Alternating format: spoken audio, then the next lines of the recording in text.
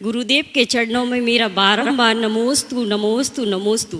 गुरुदेव, पहले की युवक युवतियों में मेच्योरिटी आज की अपेक्षा कम देखी जाती थी, फिर भी विवाह आज की अपेक्षा कम उम्र में हो जाया करते थे, परंतु आज उच्च शिक्षा की आड़ में विवाह उम्र के उस पड़ाव पर हो रहे हैं जबकि युवावस्था ढलाव की ओर आ जाती है। तो गुरुदेव, इसके कई दुष्प्रभाव सामाजिक जीवन में उपस्थित हो रहे हैं। गुरुदेव, इस समस्या के संबंध में आपका युवा पीढ़ी को क्या संदेश है? मैंने अनेक बार इस विषय में प्रकाश डाला है। विवाह के संदर्भ में आजकल काफी विलंब होने लगा है और एक बात और देखने में आ रहा है, केवल विवाह नहीं हो रहा, बाकी सब कुछ हो रहा है। ये भी बात है लेकिन सच है। हमारे शास्त्रों के अनुसार यौवन से परिपूर्ण होते ही विवाह के बंधन में बंधना चाहिए।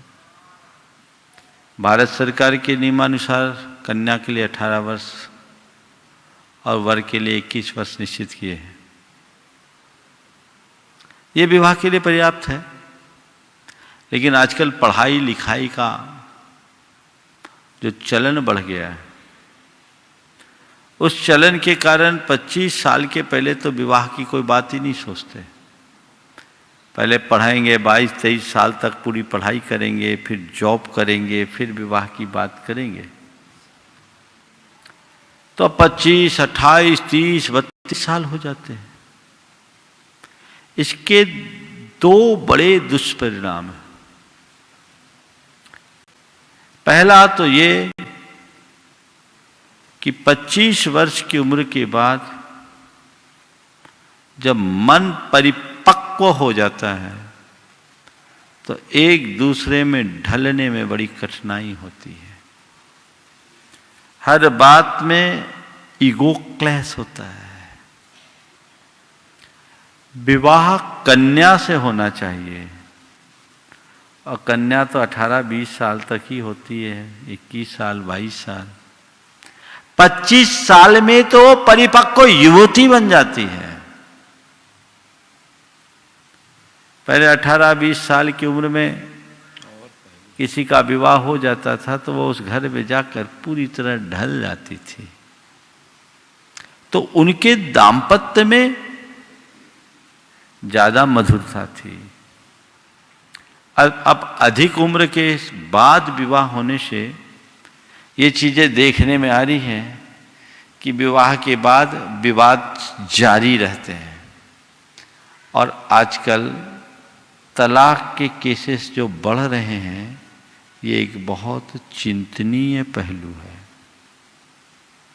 दूसरी बात, विलंब से विवाह होने के कारण संतानोत्पत्ति के लिए, इशूज के लिए डॉक्टरों के आगे लाइन लगाना पड़ता है।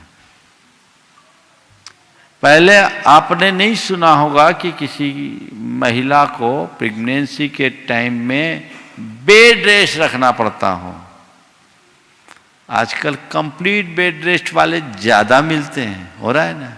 90%। ये सब क्यों? यह भी बहुत बड़ी चर्चा का विषय बना हुआ है। लेट मैरिज के होने वाले दुष्परिणामों पर लोग गंभीरता से चर्चा कर रहे हैं। इस पर विचार करना चाहिए। तीसरी बात इसके साथ जुड़ी हुई ये है कि ज्यादा पढ़ लिख जाने के बाद बराबरी का संबंध नहीं मिल पाता। मेरे संपर्क में ऐसे कई बड़े घराने के लोग हैं जिनके घर की बेटियां और कुछ के बेटे 34-34 साल के हो गए हैं, लेकिन उनके लायक लड़का नहीं मिल रहा है, क्योंकि इतना पढ़ा दिया है कि अब उसे समझा पाना भी मुश्किल है। बड़ी कठिनाइयां है। तो क्या महाराज फिर पढ़ाई रोक दी जाए? मेरा यह मानना है कि विवाह के बाद भी तो पढ़ाई की जा सकती है। आज के समय का एक जो गंदा चित्र है जिस पर आज के लोगों को बहुत कम पता है। मैं यहां उपस्थित लड़कियों से पूछता हूं, अपना नाम बताओ। अतिका जैन। कहाँ पढ़ती हो? जबलपुर में। कौन सी क्लास में हो? 3rd year. अच्छा, जो मैं बोलूं बिल्कुल बिना संकोच के बोलना। ये बताओ, तुम्हारे साथ पढ़ने वाली कितनी लड़कियां हैं जिनको तुम सही सलामत मानोगे? 1%। एक अपने आप को बचाया इसने। नहीं। चलो ठीक है, तुम आओ, बहुत अच्छा है। ये तो खैर संस्कारित है भी। चलिए, तुम अपना नाम बताओ। अदिति जैन। ये अदिति है, हाँ बोलो, कहाँ पढ़ रही हो? इंदौर। सर, तुमसे भी वही सवाल करता हूँ, तुम जिनको जानती हो तुम्हारे साथ पढ़ने वाली लड़कियों में कितने % लड़कियाँ सही होगी? काफ़ी कम। फिर भी परसेंटेज में? 2-3%। चलो, ये आज का चरित्र है, एक तस्वीर है। ये विकृतियां बहुत तेजी से हो रही है, बढ़ रही है। अगर बोलूं तो रोज अफेयर, रोज ब्रेकअप, यही चलता है कि नहीं चलता है? बोलो। अन्य प्रकार के अनाचार बहुत तेजी से, केवल लड़कियों में नहीं, लड़के भी कम नहीं है, लड़कों का भी हाल ज्यादा। अब चूंकि लड़के यहां बैठे नहीं उस उम्र के, इसलिए मैंने खड़ा नहीं किया। लेकिन ये समाज की एक विकृत तस्वीर है। तो एक दिन गुरुदेव ने कहा था, जो मुझे बहुत अच्छी लगी, कि 12वीं होते ही विवाह कर दो और आगे की पढ़ाई विवाह के बाद जारी रखो, कभी कुछ गड़बड़ी नहीं होगी। और ऐसा हो सकता है, इसी कंडीशन के साथ विवाह होना चाहिए। मैं ऐसे अनेक महिलाओं को जानता हूं जिन्होंने विवाह के उपरांत ग्रेजुएशन किया, LLB किया, हाई कोर्ट की जज बनी, डॉक्टर विमला जी अब रिटायर हो गई, IAS बनी विवाह के बाद, सारी पढ़ाई की विवाह के बाद। तो ये घर परिवार में भी ऐसा वातावरण मिलना चाहिए कि अगर किसी का विवाह हो गया है तो भी उसे पढ़ाई का अवसर दिया जा सके।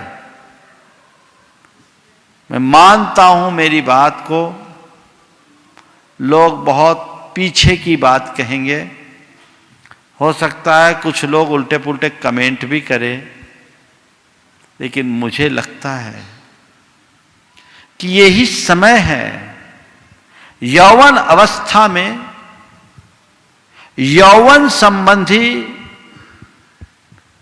जो फीलिंग्स है वो आती हैं, इच्छाएं भावनाएं पनपती हैं, और जब उसकी पूर्ति नहीं हो पाती तो व्यक्ति कहीं न कहीं भटकता है। यदि ऐसे समय में विवाह की व्यवस्था हो जाए और अपने जीवन को बनाने के लिए आगे पढ़ाई लिखाई की व्यवस्था की जाए, तो मैं समझता हूं इसमें चरित्र भी सुरक्षित रहेगा और भविष्य भी। आज लोग केवल भविष्य की सुरक्षा की बात करते हैं, चरित्र को क्यों भुला के रखे हैं? हमें चरित्र को सुरक्षित रखना है, भविष्य अपने आप सुरक्षित होगा।